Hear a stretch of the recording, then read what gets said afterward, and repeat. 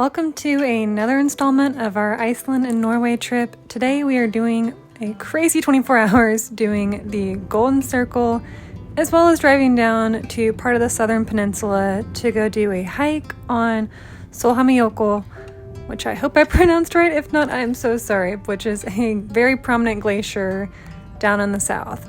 I hope you guys enjoy because this was probably one of my favorite days of our entire trip.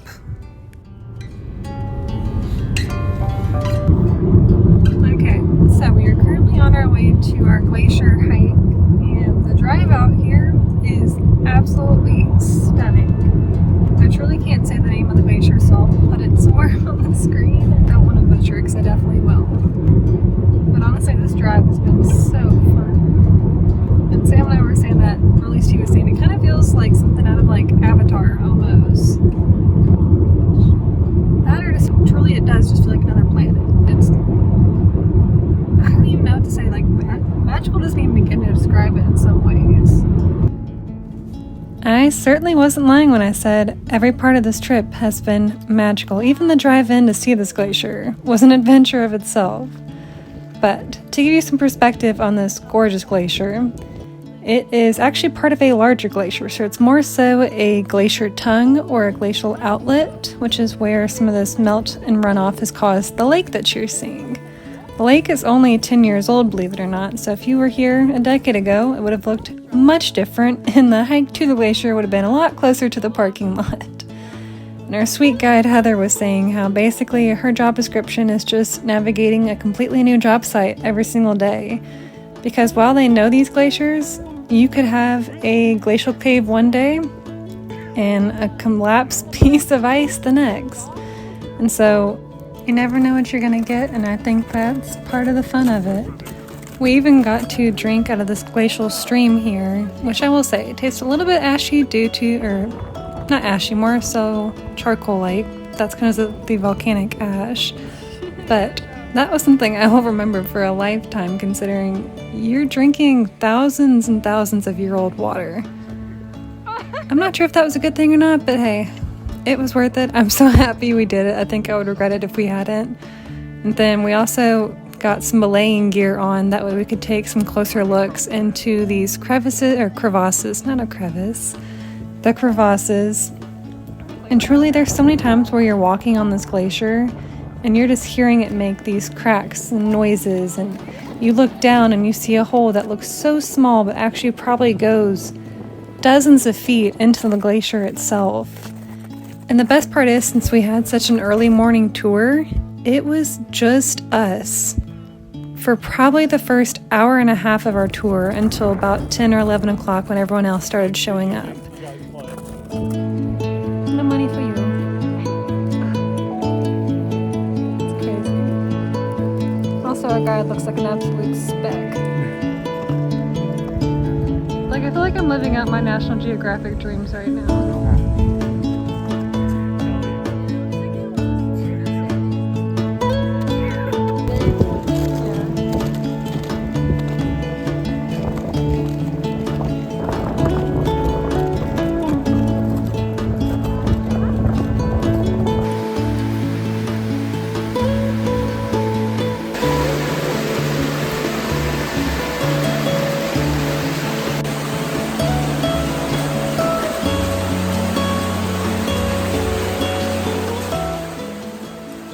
This whole experience was unparalleled, as you can probably see by my face.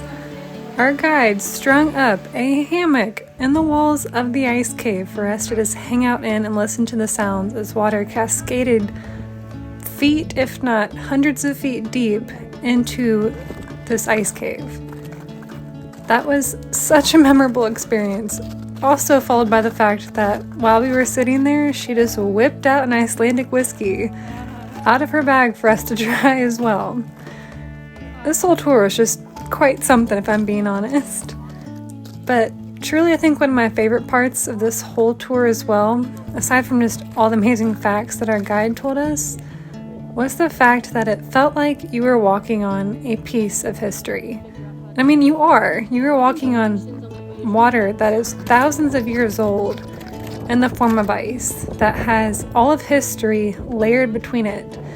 You have layers of ash and sediment and different particles for how old the ice is, and so on and so forth. You also get an idea of how much oxygen's been compressed out of it by how bright blue, unreal vivid blue, this glacier is at times compared to a startling white or just jet black volcanic ash jutting out of the glacier.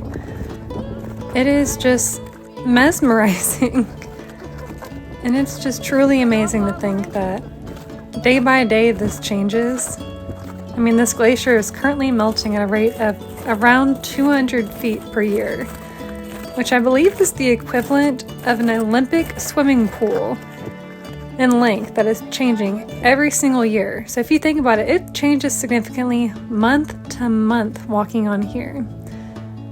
But yet, it still remains as the 4th largest ice cap in all of Iceland. But what might be my favorite tidbit from this whole trip was the fact that we were sitting atop, or this glacier sits atop, Katla, which just so happens to be one of the most dangerous volcanoes in all of Iceland, or so she said, mostly just because of the environmental impact that it would have in noxious gases and so forth. And it's way overdue for an eruption. It supposedly erupts every 50 to 80 years, sometimes more, sometimes less, with the last eruption being around 1918, 1920, I think she said. So with that said, it is 40, 50 years, long overdue for an eruption. And if that was to happen, it would drastically change the landscape once again, likely due to serious flooding. But with that comforting thought aside, that kind of concludes our time here at Sólheimajökull Glacier. And unfortunately, as all good things do, it quickly came to an end as we went on about our way down the southern coast, back towards the Golden Circle. But don't you worry, we definitely enjoyed our little trip back as we stopped at Gullfoss, which you will hear or see here in just a second.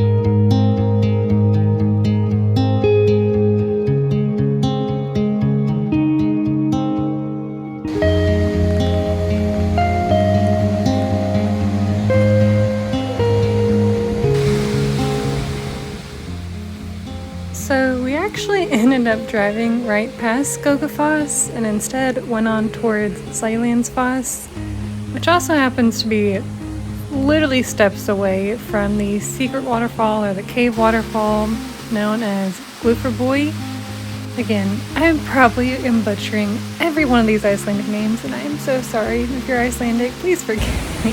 Don't be crazy. Did your camera get wet? Here, give it back to me.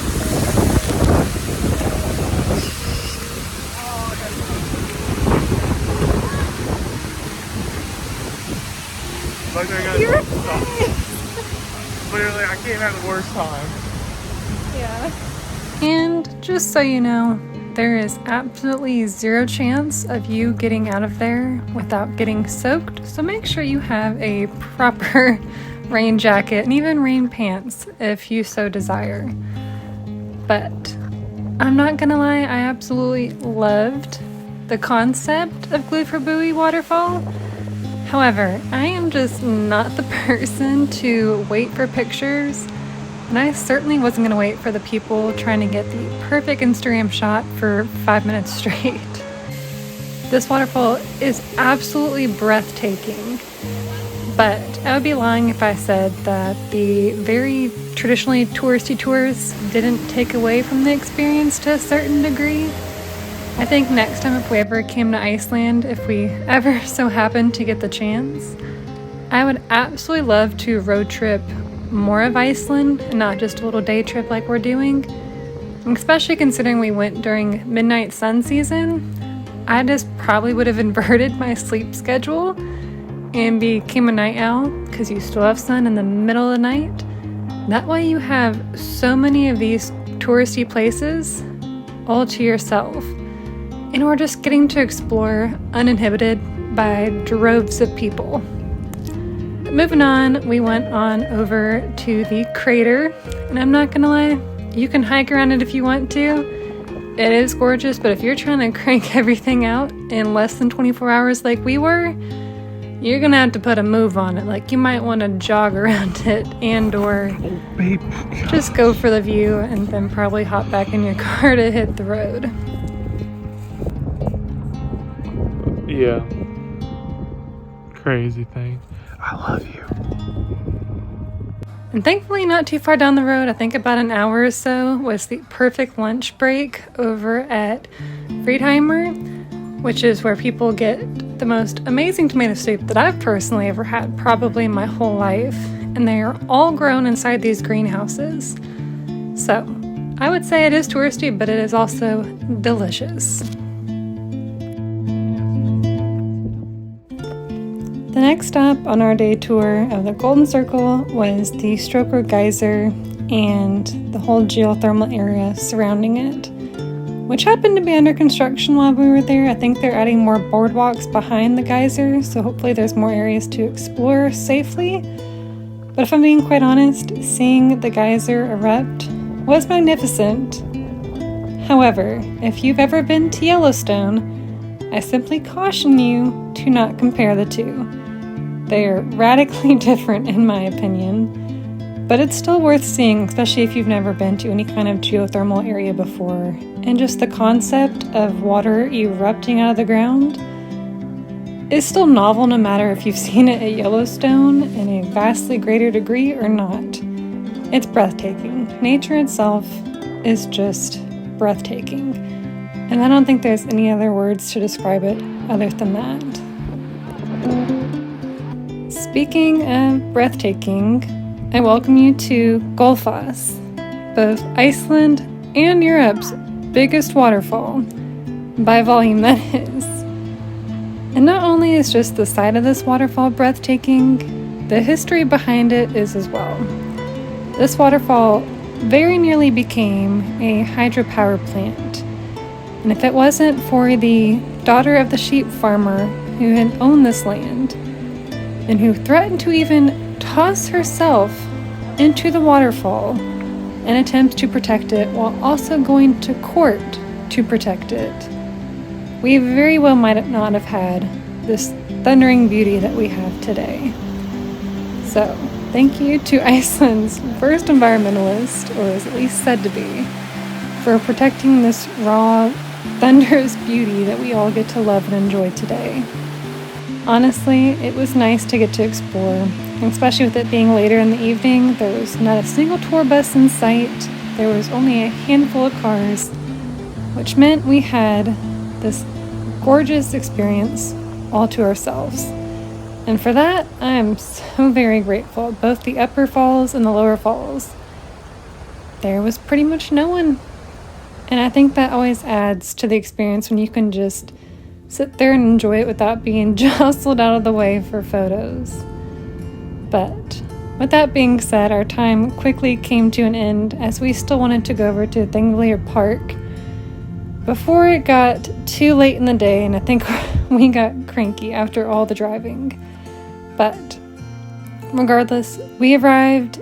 It was stunning. There was a few hiccups, being that they were doing construction on the boardwalk, I believe, in multiple sections, so we had to go around. But honestly, we got to explore more of the park this way. Welcome to our final stop on our crazy 24-hour day, trying to cram in part of the southern coast of Iceland, as well as a majority of all the important stops along the Golden Circle, ending here in Thingvellir Park, which happens to be the birthplace of Iceland, and also the creation of its parliament, which just so happens to be the oldest in the entire world. The park itself happens to be known as the Heart of Iceland for this very reason, and has recently become recognized as a UNESCO World Heritage Site. not only for the history that it contains, but for the nature that it holds as well.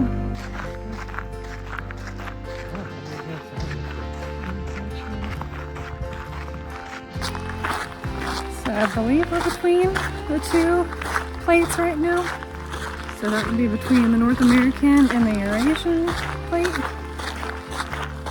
Let's see.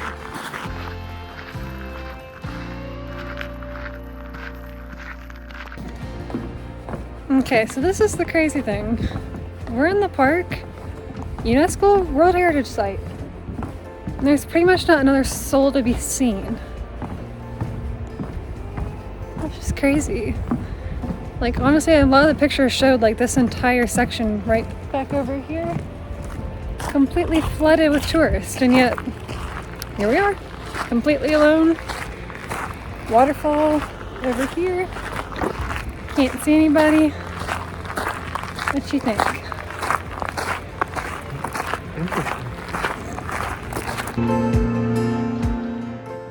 This dramatic landscape and just the entirety of the beautifulness of this park is mostly attributed to the seismic rift valley between the North American and Eurasian continental plates. Not only can you walk between the continental plates, you could swim between them if you desired to do so. This is the only place in the world you were able to do this. And truthfully, I loved our time here, but I deeply wish we had given ourselves more time to explore this park better. And with that, I will conclude our amazing 24-hour day. If you are considering doing the Golden Circle, I would highly recommend it, but I would honestly say it would be better to have been done over maybe 2 days, or not trying to add on the southern coast along with it. But regardless, it was an amazing day trip and probably one of the highlights of our whole trip.